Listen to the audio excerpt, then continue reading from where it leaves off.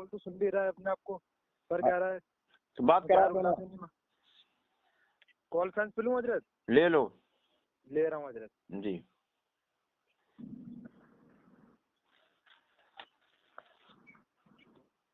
ਤੁਹਾਡੀ ਕਾਲ ਹੋਲਡ ਕੀਤੀ गई है, कृपा करके लाइन पे बने रहो। आप जिस व्यक्ति से बात कर रहे हैं उन्होंने आपके कॉल को होल्ड पर रखा है, कृपया लाइन पर बने रहिए। The person you are speaking with has put your call on। جی حضرت آپ بات کر لو۔ ہلو، السلام علیکم۔ ہاں وعلیکم السلام۔ جی آپ نے جواب دے دیا، یہ تو منع کر رہے تھے جواب دینے کا بھی۔ کیا چیز؟ ابھی آپ کو اصلاح کرنا ہے نا؟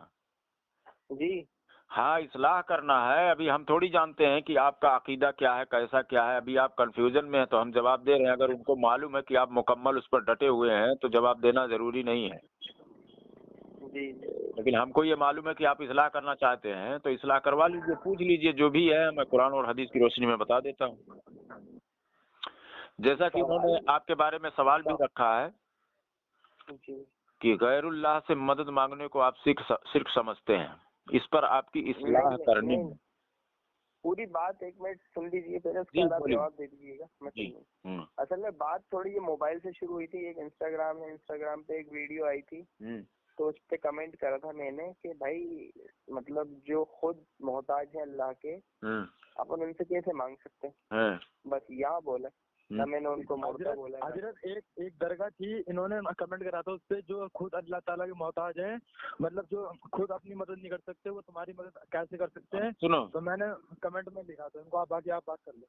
سنو جی محتاج کون نہیں ہے؟ جو زندہ ہے وہ بھی محتاج ہے نا؟ جی بے شک۔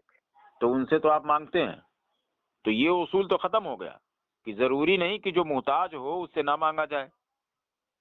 جی پہلی بات تو یہ ہو گئی اس کا جواب، ٹھیک ہے نا؟ آپ کے ذہن میں کسی نے یہ بات ڈالا کہ جو محتاج ہے وہ حاجت تمہاری پوری نہیں کر سکتا، تو بھائی جو زندہ ہے وہ بھی تو اللہ تعالیٰ کا محتاج ہی ہے نا؟ جی یہ اصول ختم ہو گیا، سمجھ میں آ گیا نا بات؟ جی سمجھ گیا۔ ہاں، تو اب دوسری بات یہ ہے کہ پورے قرآن میں اور حدیث میں اور یا آج کے 1450 سال کے اندر جی کسی نے بھی نہیں لکھا اپنی کتاب میں کہ انتقال کے بعد یا انتقال سے پہلے اولیاء انبیاء سے مدد مانگنا شرک ہے۔ دوسری بات، پورے قرآن میں نہ حدیث میں کسی سے مدد مانگنا شرک ہے ایسا کہیں نہیں لکھا ہوا ہے، یہاں تک کہ بتوں کے بارے میں بھی نہیں لکھا ہوا ہے۔ حالانکہ بتوں سے مدد مانگنا حرام ہے اور خدا سمجھ کر مانگے گا تو شرک ہے۔ بات سمجھ رہے ہو؟ جی صرف مدد مانگنے کو قرآن میں کہیں بھی شرک نہیں لکھا ہوا ہے۔ خدا سمجھ کر مانگے گا تو شرک ہو جائے گا، چاہے وہ بت سے مانگے یا زندوں سے مانگے یا انتقال شدہ کسی سے بھی مانگے، اگر خدا سمجھ کر مانگتا ہے تو وہ شرک ہو جائے گا۔ ٹھیک ہے نا؟ جی اور جیسا کہ میں نے کہہ دیا پورے قرآن میں موجود نہیں ہے کہ صرف اور صرف مدد مانگنے کو شرک کہا گیا ہو۔ یہ وہابی اور دیوبندی جو ہے لوگوں کا ایمان خراب کرتے ہیں، وہاں پر جہاں خدا سمجھ کر مدد طلب کیا جا رہا ہے وہ مدد طلب کرنے کو ہی شرک قرار دے دیتے ہیں۔ ہاں یہ پہلی بات آپ کے منہ سے ایک الگ بات سنی جو صحیح لگ رہی ہے، مطلب ابھی آپ کے صحیح بات ہے، مدد مانگنا غلط نہیں ہے۔ ہاں تو خدا سمجھ کے مت مانگو۔ ہاں خدا سمجھ کر جب مانگے گا کوئی تو وہ شرک ہو جائے گا، اس کو ہم بھی کہتے ہیں۔ جی سمجھ گئے؟ اور یہی چیز قرآن اور حدیث میں بالکل موجود ہے، جیسے کہ تمام محدثین نے بھی یہی چیز لکھا ہے، اور بلکہ شاہ عبدالحق محدث دہلوی رحمۃ اللہ علیہ اسعۃ اللمعات میں لکھتے ہیں کہ زندوں سے زیادہ قوی ہے کہ انتقال شدہ اولیاء انبیاء سے مدد طلب کی جائے، کیونکہ وہ اللہ کے قرب میں ہوتے ہیں، زیادہ قریب ہوتے ہیں۔ ہاں زیادہ قریب ہوتے ہیں۔ اور شاہ عبد العزیز اپنی تفسیر فتح العزیز کی جلد نمبر 1 صفحہ نمبر 10 پر لکھتے ہیں، ایاک نعبد و ایاک نستعین کی تفسیر کرتے ہوئے کہ جان لینا چاہیے کہ مدد غیر سے اس طرح لینا کہ اس کو اللہ کا مظہر نہ جانا جائے، یعنی ذریعہ نہ سمجھا جائے، سمجھ رہے ہیں، مظہر نہ جانا جائے، اور پورا اعتماد اس پر ہو، تو ایسا مدد لینا حرام ہے۔ جیسے میں نے پہلے بتا دیا کہ بتوں سے بھی اگر مدد مانگ رہا ہے یا کسی سے بھی اور ذریعہ نہیں سمجھ رہا ہے تو حرام ہے۔ اور اگر کسی کو اللہ کا مظہر جان کر مدد طلب کی جائے تو وہ بالکل جائز ہے، وہ لکھ رہے ہیں، سمجھ رہے ہیں۔ تو اسی طرح کی مدد تمام اولیاء انبیاء سے مدد طلب کرنا بالکل جائز ہے، کہ مطلب یہ اللہ کے مظہر ہیں، اللہ کی عطا سے یہ لوگ مدد کرتے ہیں۔ اور اوپر جو یہ لکھ رہے ہیں کہ اللہ کا مظہر نہ جانا جائے تو حرام ہے، لیکن اور باقی تمام مفسرین ہیں جو لکھتے ہیں کہ خدا سمجھ کر اگر مدد طلب کرو گے تو شرک ہو جائے گا، اور اگر خدا سمجھ کر مدد طلب نہیں کرو گے تو حرام ہوگا بتوں سے، لیکن اولیاء سے، انبیاء سے جائز ہوگا۔ بات سمجھ رہے ہو؟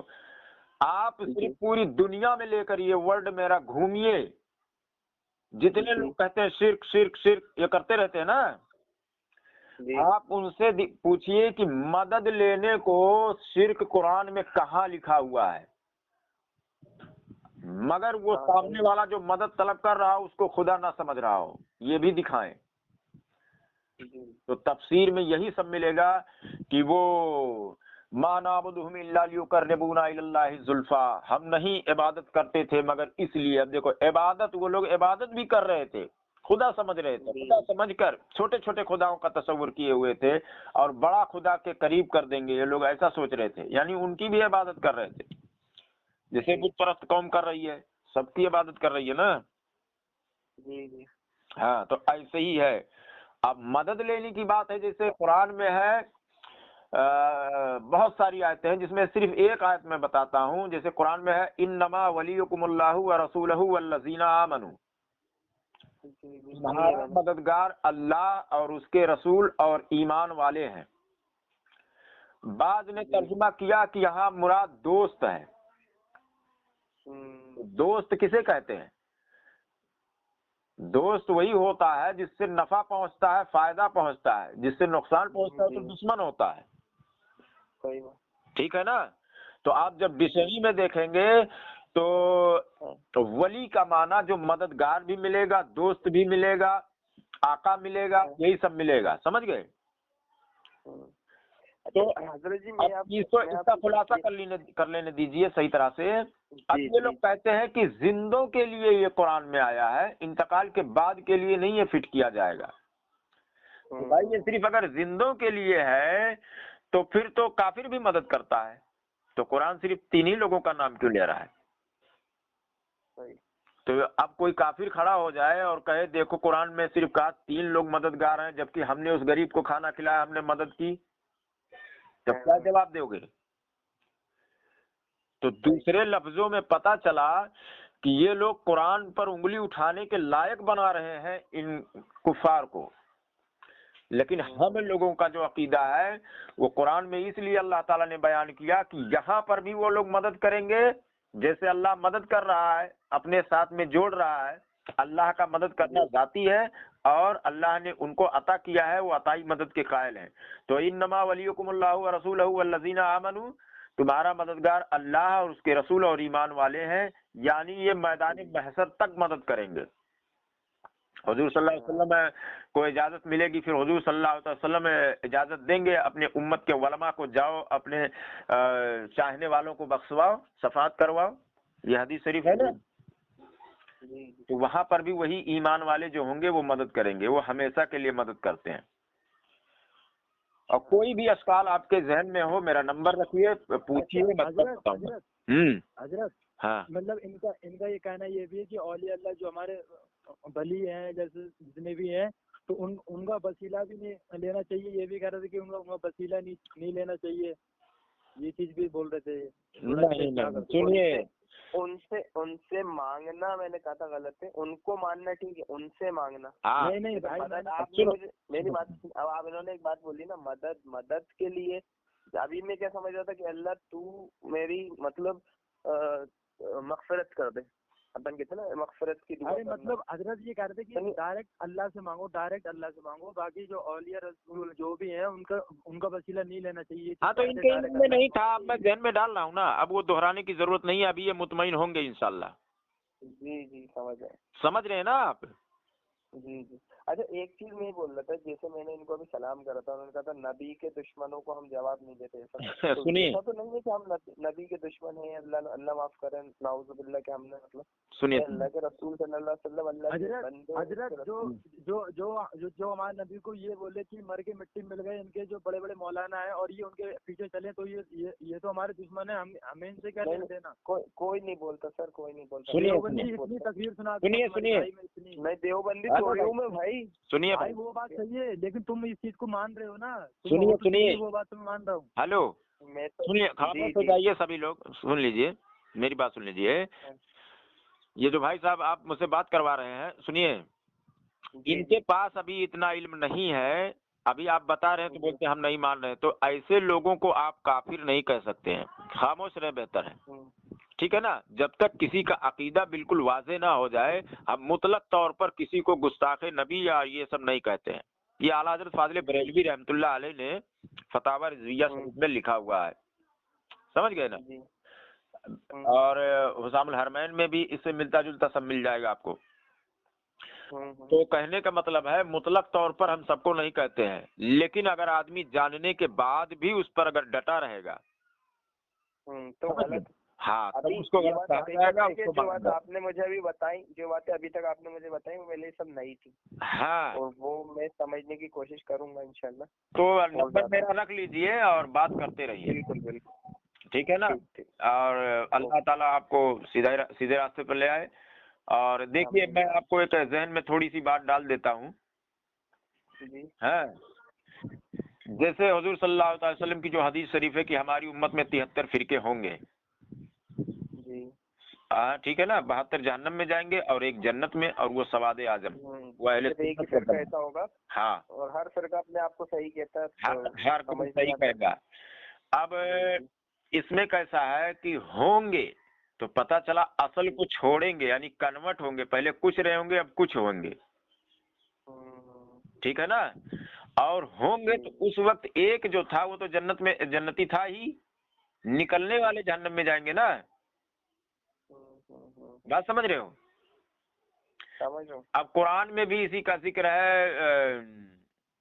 سورہ بقرہ آیت نمبر 16 میں، اولئک الذین اشتروا الضلالۃ بالہدی فما ربحت تجارتهم وما كانوا مهتدین، اور یہ وہ لوگ ہیں کہ جنہوں نے ہدایت کے بدلے گمراہی خرید لی، یعنی پہلے ہدایت تھا ان کے پاس، اب گمراہی خرید لی، ان کی تجارت نہ سود مند رہی نہ انہیں ہدایت حاصل ہوئی۔ یعنی اللہ تعالیٰ فرماتا ہے ان کے پاس ہدایت تھا، لیکن اب دوسروں کے سمجھانے پر چلے گئے، کنورٹ ہو گئے، بدل گئے، دوسرے ہو گئے، تو ان کی تجارت نہ سود مند رہی، یعنی انہوں نے مسجد مدرسہ کچھ بنوایا تھا، ایصال ثواب وغیرہ کچھ کیا تھا، تو اس کا اجر انہیں نہیں ملا، سود مند اس کا ثواب نہیں ملا، نہ ہی انہیں ہدایت حاصل ہوئی۔ قرآن کہہ رہا ہے کنورٹ ہونے والے کو ہدایت نہیں حاصل ہو رہی ہے، اور یہ لوگ جب کنورٹ ہو جاتے ہیں تو کہتے ہیں کہ بھائی ہمیں ہدایت مل گئی، سمجھ رہے ہو؟ لیکن قرآن کہتا ہے نہیں، ہدایت نہیں ملی۔ تو اس طرح سے یہ ذہن بھی خراب کرتے ہیں، تو آپ جو ہے اب پرانے والے سے جڑے رہیں، کنورٹ نہ ہو، پرانے والے دیکھیے پرانے میں کون ہے، جیسے کہ یہ لوگ کہتے ہیں مزارات بنانا جو ہے، ان سے پوچھو تو بولتے ہیں بریلویوں نے مزارات بنائے، ٹھیک ہے؟ تو پوچھو بریلوی کب سے، بولیں گے 100 سال، اعلیٰ حضرت کو ہو کر ہو گیا 100 سال، تو پوچھو مزارات کب سے، بولیں گے 1000 سال۔ بات سمجھ میں آ رہا ہے؟ جی سمجھ میں آ رہا ہے۔ یہ لوگ کہیں گے کہ مزار بریلویوں نے بنوایا، تو پھر ان سے پوچھو بریلوی کب سے ہے، میں نے ابھی تک بچپن سے یہی سنا ہے۔ تو سنو نا، یہی سنیں گے۔ اب دیکھو نا آدمی کس طرح اتنا کھلا ہوا واضح بات نہیں سمجھ پاتا ہے، اندھا ہو جاتا ہے نا۔ اب ان سے پوچھو کہ مزارات کس نے بنائے، بولے بریلویوں نے، تو پھر بولو کہ مزارات بریلویوں نے بنائے، تو بریلوی کب سے ہیں، بولیں گے 100 سال سے۔ پھر پوچھو جنت البقیع، آپ سرچ کر لیں نیٹ پر، 1000 سال سے موجود ہے، تو بولیں گے 1000 سال سے۔ تو بھائی جب بریلوی جب ابھی 100 سال سے ہے تو 1000 سال پہلے کیسے بنوایا؟ پتہ چلا عقیدہ وہی صحیح تھا جو آج بریلوی کا عقیدہ ہے، ملتا جلتا، صحیح کہ نہیں؟ اب ان سے پوچھو کہ تمہارے نزدیک تو ہے کہ تم کب سے ہو، بولیں گے ہم تو پرانے والے ہیں، تو بولیں گے بھائی مزار بنایا کس نے، پھر کہیں گے بریلیوں نے، پھر اس کے بعد میں بولو بھائی اگر تم پہلے تھے تو تم نے بنائے ہوں گے، تو اگر تم نے بنائے ہوں گے تو اب توڑ کیوں رہے ہو، توڑنے کا حکم کیوں دے رہے ہو؟ تو پتہ چلا جو نئے ہیں، جو کنورٹ ہوئے ہیں، وہ یہی لوگ ہیں، اور جو کنورٹ ہو جاتا ہے انہی لوگوں میں سے اہل سنت پہلے ہوتا ہے، بعد میں وہابی یا دیوبندی جب بن جاتا ہے تو وہ خود کہنے لگتا ہے فرقوں میں مت بٹو۔ اچھا میں آپ سے پوچھ رہا تھا جیسے صرف ایک منٹ اس کے بعد جتنا مرضی بولیے گا، یہ بات کلیئر ہو جانے دیجیے۔ اب وہ شخص پہلے سمجھ لیجئے مزارات اولیاء کا ادب کرنے والا تھا، جب وہ بن جاتا ہے کوئی وہابی دیوبندی کے کہنے میں چلے جاتا ہے، بعد میں یہ کہتا ہے قرآن میں اللہ تعالیٰ نے فرمایا کہ اللہ کی رسی کو مضبوطی سے تھام لو اور پھٹکے میں مت بٹو۔ ارے تو یہ چیز تجھے پہلے سوچنا چاہیے تھا جب تیرے پاس وہ آیا تھا تجھے بانٹنے کے لیے، ہے نا؟ جی خود بٹنے کے بعد میں دوسرے کو کہہ رہا، یعنی تم بھی چلے آؤ ادھر، اس طرح عدلے ہو جاتے ہیں۔ چلیے بولیے۔ میں یہ بول رہا تھا کہ جیسے کل ہم کس کو ایسا سنے، کس کو ایسا سرچ کر کے ان کی تقریریں سنے جو ہمیں صحیح لگے، جیسے ابھی ہم طارق مسعود صاحب ہوئے، نہیں اور وہ جھوٹ بولتا ہے۔ ایک ہمارے طارق مسعود، طارق جمیل صاحب کو سنتا ہوں میں۔ آپ سنیے، تو آپ مجھے ایک ایسے مولانا ایسے کچھ کی تقریر بتائیے جس کو میں ہاں میں بتاتا ہوں۔ آپ سنیے فاروق خان رضوی صاحب کا، اور بول دیجیے۔ فاروق خان رضوی آپ نیٹ پر لکھیں گے نا؟ جی فاروق خان، ہاں فاروق خان رضوی، اور مفتی راشد محمود، ہاں لکھ لیجیے نام۔ اور بھائی ایک سید امین القادری صاحب بھی لکھ لینا۔ نہیں سنیے، سید امین القادری صاحب کی اصلاحی تقریر ہے، ان کو کتابی دلائل والا چاہیے یار، جو دلیل دکھا کر بات کرتا ہو کتاب۔ جی حضرت، جی فاروق خان رضوی، فاروق خان رضوی صاحب کا، اور مفتی راشد محمود صاحب کا، مفتی صاحب کا، ڈاکٹر اشرف آصف جلالی صاحب کا، ٹھیک ہے؟ اور کثرت سے سب سے زیادہ فاروق خان رضوی صاحب کا سنیے۔ آپ صرف 10 دن سن لیں، بس 10 دن سن لیں گے آپ سمجھ جائیں گے جھوٹا کون ہے سچا کون ہے۔ ٹھیک ہے حضرت۔ اور جو کچھ بھی آپ کے کچھ باتیں نہیں پتہ چلی کہ شرک کو جو ہے غلط طریقے کا بیان کر کے اس کو غلط بتایا گیا ہے، شرک الگ چیز ہے، مدد مانگنا الگ چیز ہے، یہ نہیں بات پتہ چلی۔ شرک سن لیجئے، ایک چیز اور میں بتا دیتا ہوں، اس میں کلیئر کر دیتا ہوں، ابھی آپ کو اور سمجھ میں آ جائے گا، کھل جائے گا آپ کا پورا دماغ۔ دیکھیے شرک جو نہیں ہوتا ہے شریک کرنا، یعنی ذات میں یا صفات میں یا افعال میں شامل کرنا، اس کو کہتے ہیں شرک۔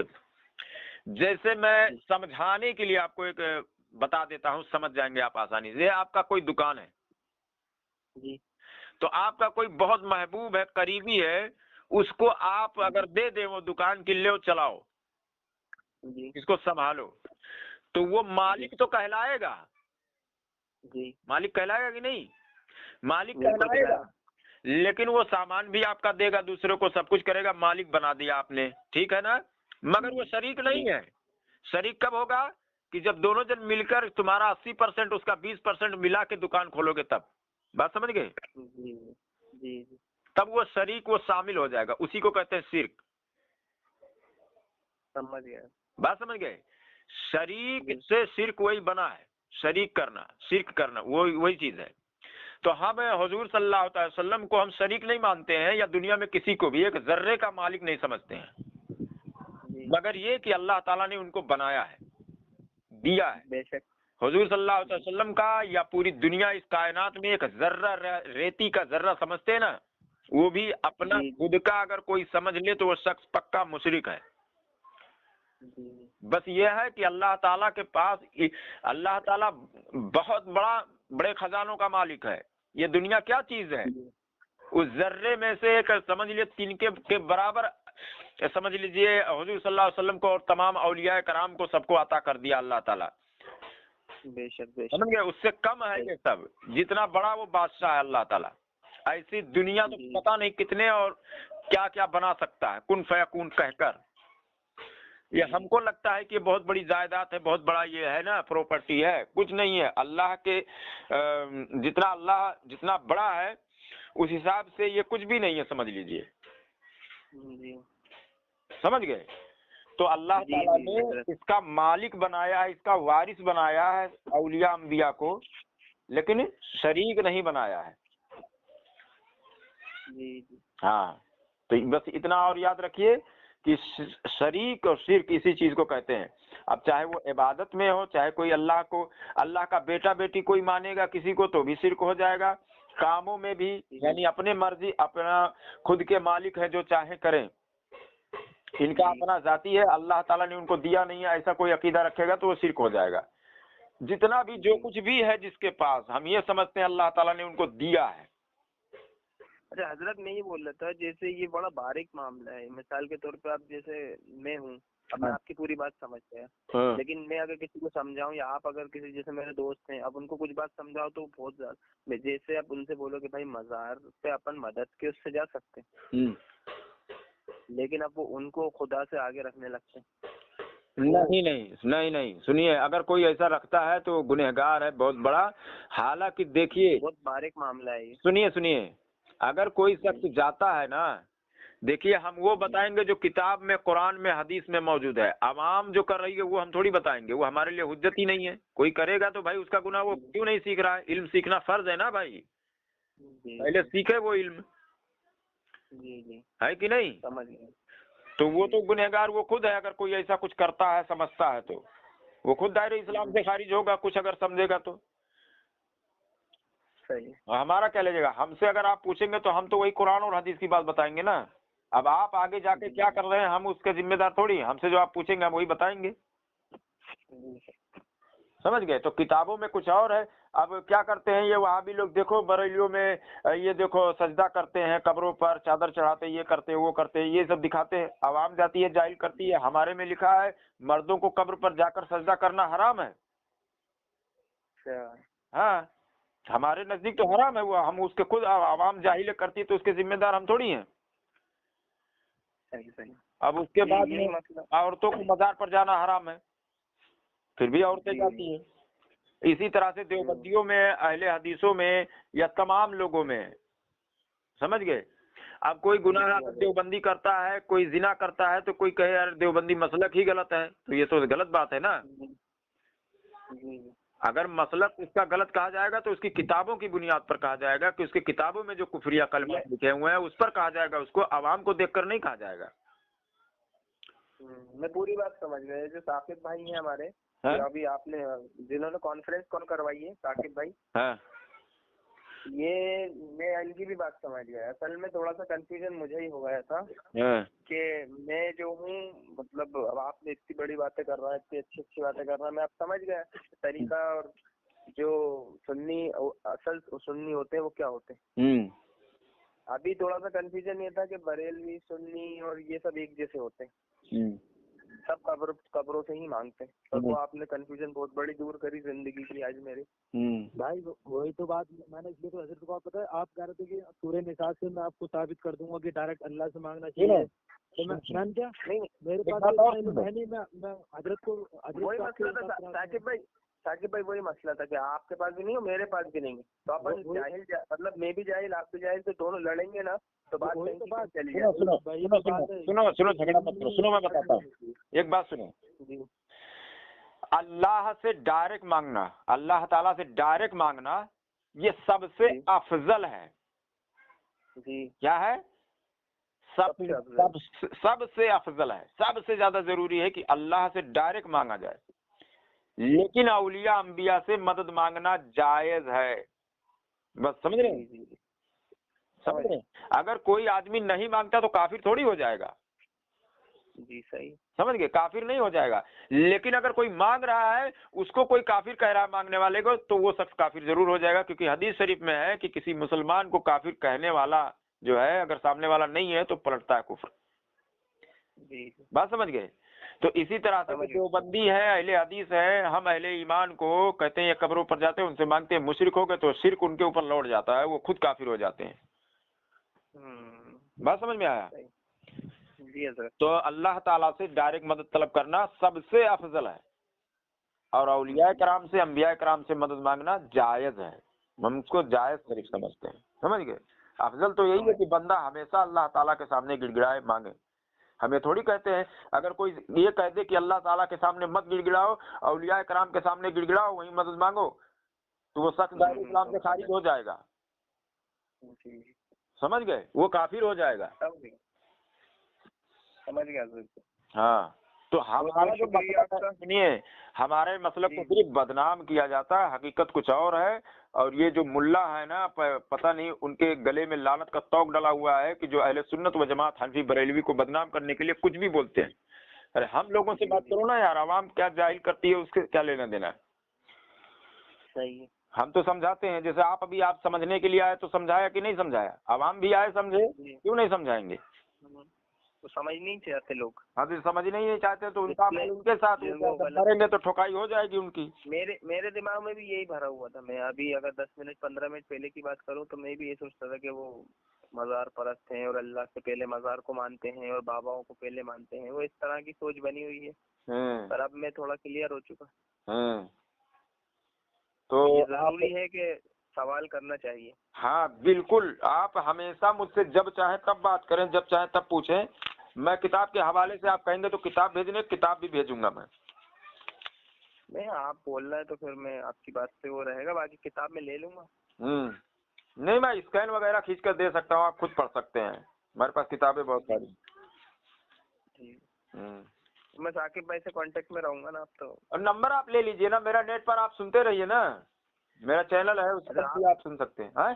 چلیے میں ثاقب بھائی سے نمبر لے لوں گا. ہاں ٹھیک ہے، نمبر لے لو، فون کر کے جیسے کوئی چیز تلاش کر رہے ہو نہیں ملا تو فون کر کے پوچھ لو. اور کیا چینل کا لنک حضرت میں بھیج دوں گا ان کے پاس. ہاں واٹس ایپ کر دیجیے. ہاں ٹھیک ہے.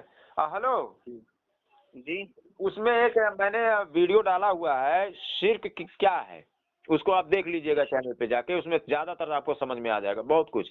بالکل بالکل. ہاں حسان خان نام ہے میرا، بھوپال میں رہتا ہوں میں. جی جی ٹھیک ہے. چلو السلام علیکم. السلام علیکم. وعلیکم السلام. ہلو جی حضرت. فون کاٹ دیے کیا انہوں نے؟ نہیں بھی فون پہ ہے حضرت. ہلو جی. اچھا جی، کیا میں اس آڈیو کو ڈال دوں نیٹ پر کہ لوگ بھی سمجھے، کسی کا فائدہ ہو جائے تو اس کا ثواب آپ کو بھی مل جائے؟ جی حضرت جی. ہے کہ نہیں؟ صحیح رہے گا. یہ آڈیو میرا جو اپنی بات ہوئی ہے، ہاں بالکل ڈال دیے. میرا نام تھوڑا سا کراپ کر دوا دینا ثاقب بھائی. ہاں ٹھیک، کوئی ایشو نہیں. ٹھیک ہے ٹھیک ہے. چلو السلام علیکم. وعلیکم.